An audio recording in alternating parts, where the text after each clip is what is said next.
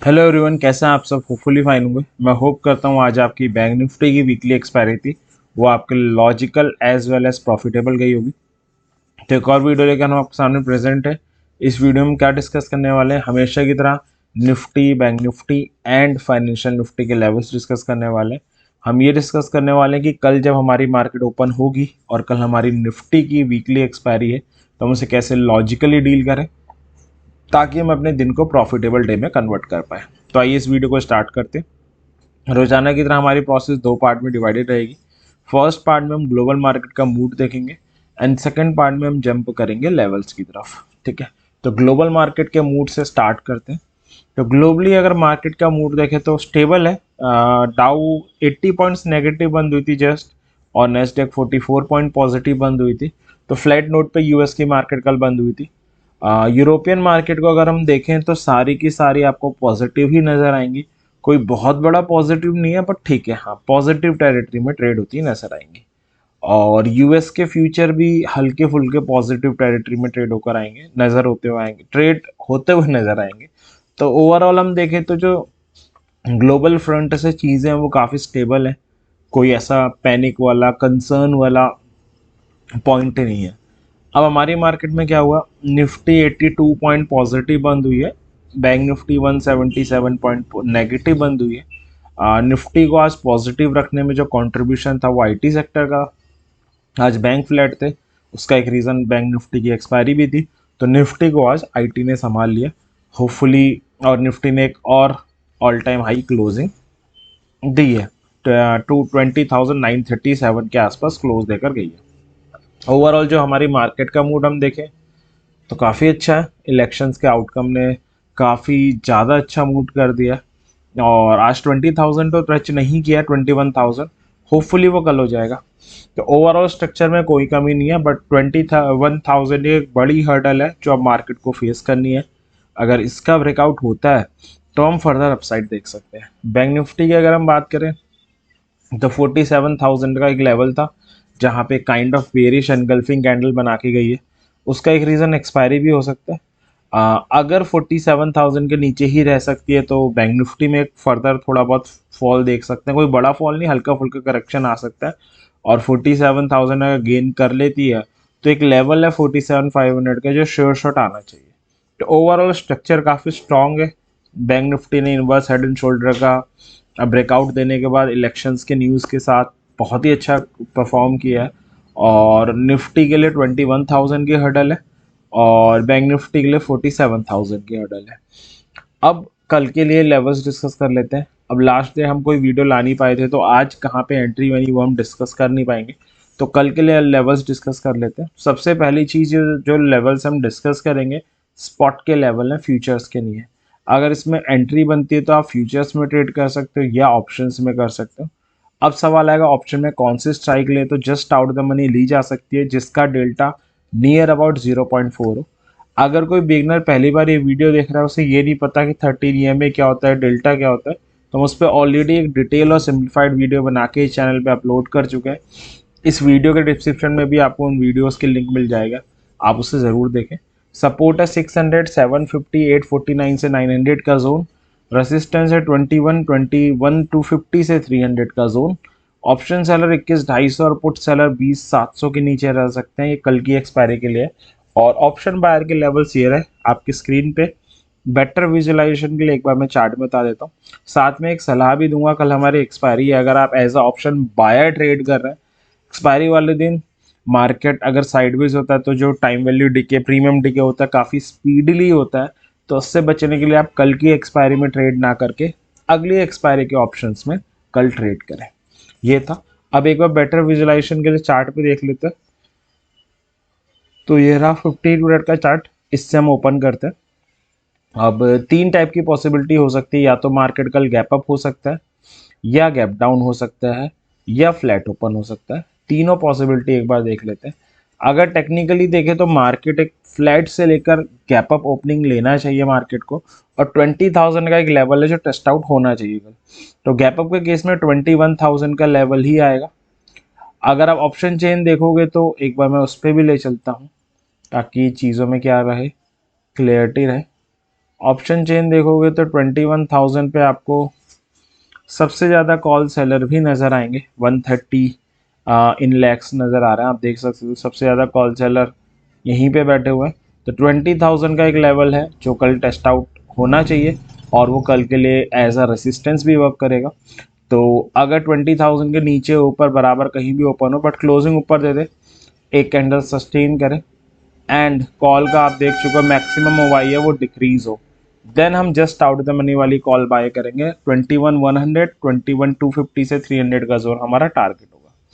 Closing अगर नीचे दे, एक कैंडल सस्टेन करे और कॉल का हुआ या तो कांस्टेंट रहे या इंक्रीज ना हो, डिक्रीज हो, सॉरी इंक्रीज हो, तो it's a put by sine, आप जस्ट आउट द मनी वाली पुट बाय कर सकते हैं। और टारगेट आपके रहेंगे 20,000, 849 से 900 का जोन आ रहा है और फिर होगा 20,750। तो ये था कि कल गैप अप हो तो उसे कैसे डील करना है। हमने स्ट्राइक देख ली कौन सी लेनी है, स्टॉप लॉसेस नहीं देखे, टारगेट देख ली। तो स्टॉप लॉस कॉल के केस में इसके 50 पॉइंट्स नीचे हो जाएगा, स्टॉप लॉस पुट के केस में इसके 50 पॉइंट्स ऊपर हो जाएगा। प्रीमियम के टर्म में हम क्या कर सकते हैं, 20 पॉइंट्स नीचे लगा सकते हैं। तो ये था आपका गैप अप का सिनेरियो कि गैप अप के केस में आपको कैसे डील करना है। अब हम चलते हैं अपने सेकंड केस की तरफ जो है फ्लैट का।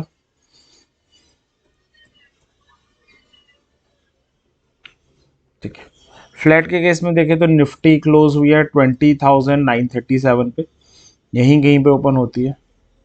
अगर यहीं कहीं पे ओपन होती है तो 20,000 का लेवल ऊपर आ रहा है और 20,900 से 849 का जोन एक नीचे आ रहा है। इनके बीच में कहीं ओपन होगी। जब बीच में ऐसे इंडेक्सेस ओपन होते हैं तो आपको इंतजार करना पड़ेगा कि सपोर्ट पे आए कोई सिग्नल दे तो बाय है, या रेसिस्टेंस पे आए कोई सिग्नल दे तो सेल है, तो आपको वेट करना पड़ेगा। अदरवाइज बीच में 13 में आ रहा है, आप इसकी हेल्प से अपनी एंट्रीज को रिफाइन कर सकते हैं। तो ये था फ्लैट का केस। अब हम चलते हैं अपने तीसरे और लास्ट केस की तरफ जो है गैप डाउन का। गैप डाउन में एक जोन आ रहा है 20,900 से 849 का, थोड़ा बड़ा जोन है। तो आप इसे डील कर सकते हैं कि लेट से 900 के नीचे क्लोजिंग दे, एक कैंडल सस्टेन करे तो आप पुट बाय कर लो जस्ट आउट द मनी वाली। 849 और 750 आपके टारगेट होंगे और क्लोजिंग ऊपर दे, एक कैंडल सस्टेन करे मतलब मार्केट रिकवरी के लिए रेडी है, आप कॉल बाय कर सकते हैं जस्ट आउट द मनी वाली। 21,000 आपका टारगेट हो जाएगा। तो इस तरह से आप इसे ट्रेड कर सकते हैं। तो ये था कि निफ्टी कल gap up, gap down as well as flat खुले तो इसे कैसे डील करना है। एक बार कल निफ्टी की एक्सपायरी भी है तो उस पर भी नज़र डाल लेते हैं। तो ऑप्शन चेन हमें बता रही है कि जो सबसे स्ट्रॉन्ग रेसिस्टेंस है वो 21,000 पे है। सबसे ज़्यादा कॉल सेलर 21,000 पे बैठे हुए हैं। पुट सेलर की अगर हम बात करें तो सबसे ज़्यादा आपको नज़र आएंगे यहाँ पे 20,800 पे।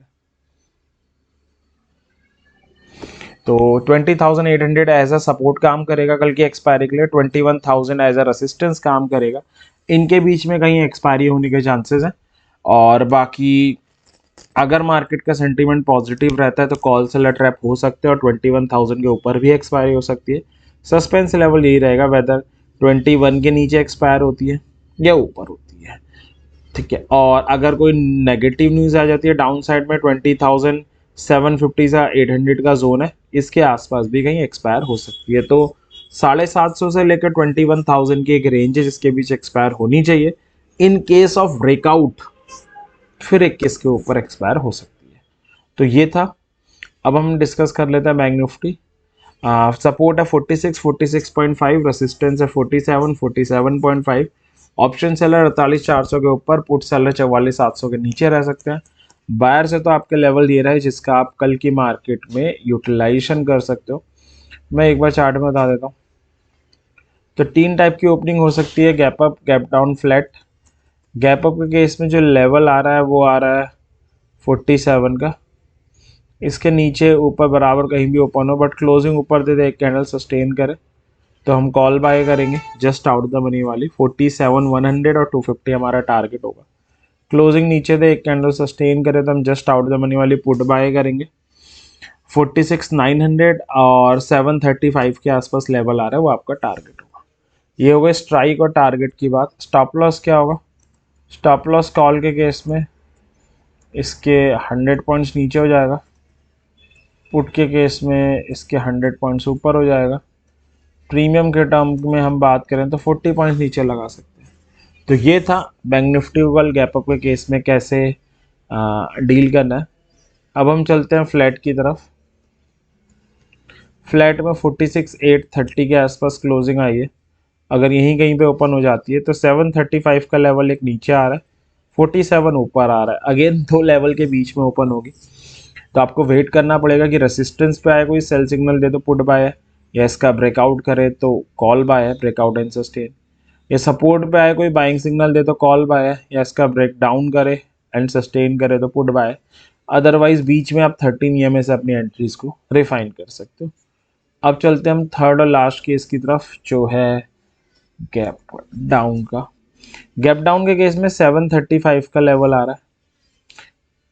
इसके नीचे ऊपर बराबर कहीं भी ओपन हो, बट क्लोजिंग नीचे देते एक कैंडल सस्टेन करे, पुट बाय है। 600 और 500 टारगेट होंगे। क्लोजिंग ऊपर दे एक कैंडल सस्टेन करे तो कॉल बाय है, और अगर आप करते हो ऐसा तो 900 और 47 आपके टारगेट होंगे। तो ये था कि कल निफ्टी को एंड बैंक निफ्टी को गैप अप, गैप डाउन और फ्लैट के केस में कैसे डील करना है। अब है ये third and last financial Nifty. Support है 976 से 21,000, 2750। रेसिस्टेंस है 150 से 161 का जोन, 250 एंड 20,400। तो ये था हमारे कल के मार्केट के रिगार्डिंग लेवल्स। एक यहाँ पे मिस्टेक है, 21 होगा ये सब, क्योंकि काफ़ी तेज़ी से इंडेक्सेस राइज हुई हैं, तो ये हो जाएगा।